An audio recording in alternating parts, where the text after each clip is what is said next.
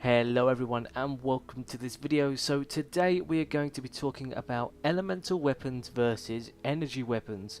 Now with the introduction of the recombobulator in 4.2, we have been given a huge advantage to what we previously had before this patch.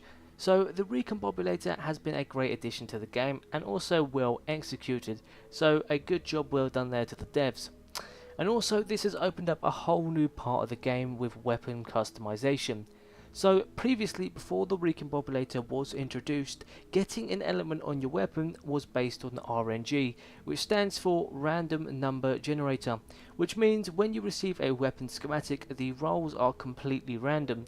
Now this still happens when we receive schematics, but we now have the ability to change the perk rolls that we've received. Now this has opened up the discussion even more about elemental weapons versus energy. So for those who don't know, running one of each of the elements on your weapons, fire, nature and water, means you always have a weapon on you that can deal 100% damage to the elemental husks you are fighting. So what I mean is, if you're using a weapon with the fire element against a fire elemental husk, you're actually only doing 67% damage on that husk because he is not weak to that element. But if you use a water element weapon on a fire husk, you will be doing 100% damage. Therefore, this is the maximum damage you can do against a fire husk out of all of the elements. Now, there is an element table that I'm going to put on screen now, which will show you the damage percentages. So you can see each of the water, fire and nature elements do 100% to one or the other elements, which is the second highest damage you can do to the husks in game. You may be asking why I said the second highest, and that's because there are some weapons with double elemental rolls, but for the sakes of this video I'm not going to be going into them. So this brings me to the energy weapons. Now energy weapons do a 67% damage to all three of the elements. So you're basically trading the convenience of not having to worry about switching your weapons for a certain element, and the trade-off for that is that you take away a chunk of damage. 33% less damage you are doing now, and this is actually a big difference. And you can already see why people choose to run one of each element rather than 3 energy weapons. So I've given you the numbers, and now I want to go on to the more opinionated side of things. Now if you didn't know, there is a hero called the Shamrock Reclaimer, and his bonus is 20% damage boost to energy, and that's both abilities and weapons. So if you're running energy weapons with a Reclaimer in the support slot, you are actually getting 87% damage against all elemental husks. So that for me is quite a big deal. So the gap from a 33% damage trade-off is now only 13%. And this is still a large number, but I'm going to give an example to why and how the energy weapons can make up for this 13% less damage. So I've created this example of what I've seen people posting as their loadouts as of the 4.2 update. So on majority, a lot of people are running their favourite weapon in all 3 slots, each with a different element.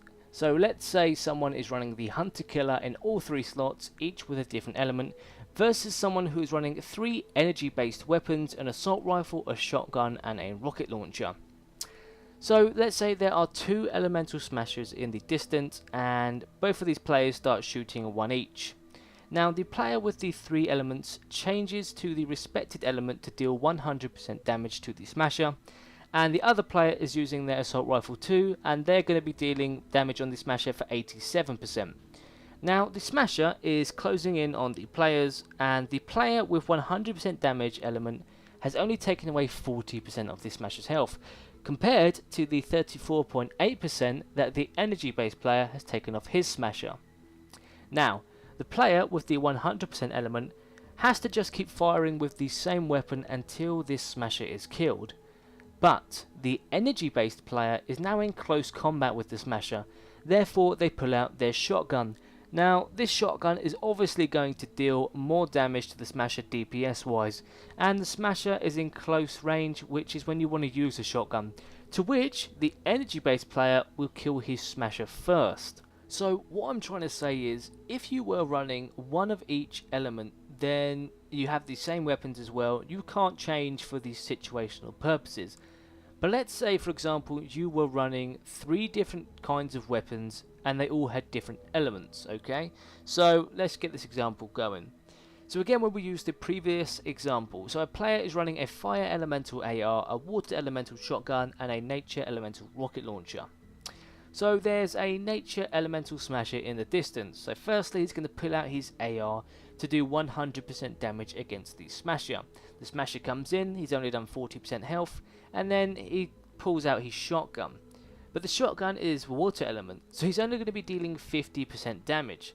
He could also switch to his RPG, but that would only do 67% damage. So the best scenario is actually for this player to carry on using the AR to do 100% damage. So I think I've made my point quite clear, and I'm sure I will see people who run one of each elements on each of the same weapon in the comments down below, posting something like, well, we'd kill the smasher before he got close. Now, I'm sure some people might be able to kill a lower level smasher before it gets to them, but let's be honest, majority of the time in high level missions, that smasher is going to get, you know, real up close and personal with you, to which you want to have a shotgun to do the most damage possible at that point.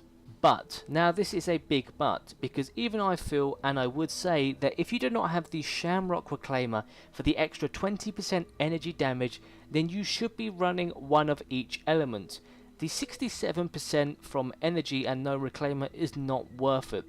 So, my whole point about energy being better for the most situations at 87% damage can actually be countered just by someone saying, you know, or just not having the Reclaimer. But if you happen to do have him, then I would say that you should run 3 energy situational weapons. Now, that's just my own verdict on how I see the elemental weapons versus the energy weapons. And I welcome all comments down below, whether you agree or disagree, or maybe you've learned something, maybe you didn't even consider situational weapons. But I mean, there are so many variables and so many examples that, in all honesty, I don't think, you know, there is a correct answer. I don't think you can be correct saying that you should use elements, or you should use energy, or situational this and that. You know, I think it's far too broad, there's too many ways to go around it. But that was just my view on the whole thing, and I just wanted to let you guys know. So, I mean, maybe you were a bit eerie about running energy, because most people don't run them now, we have the choice. But now you've heard a little bit about this, you know, how it's situational, can actually help quite a lot having that damage, and having the Shamrock Reclaimer, maybe you have him, and you can do up to 87% damage. I mean, I'd love to hear what you guys have to say. Now, I think all the numbers were right. I'd done as much checking up as I could, and, you know, I mean, I would love to hear the community, because a lot of people obviously know a lot, and they can always point out the wrongs in videos, because people love doing that on YouTube. And to be honest, it helps me. I learn more from that as well. But that's what I've given to you guys, and from that, I hope you enjoyed the video. I hope you leave a like on the video if you did, and subscribe for more content, and I'll see you in the next one. Goodbye.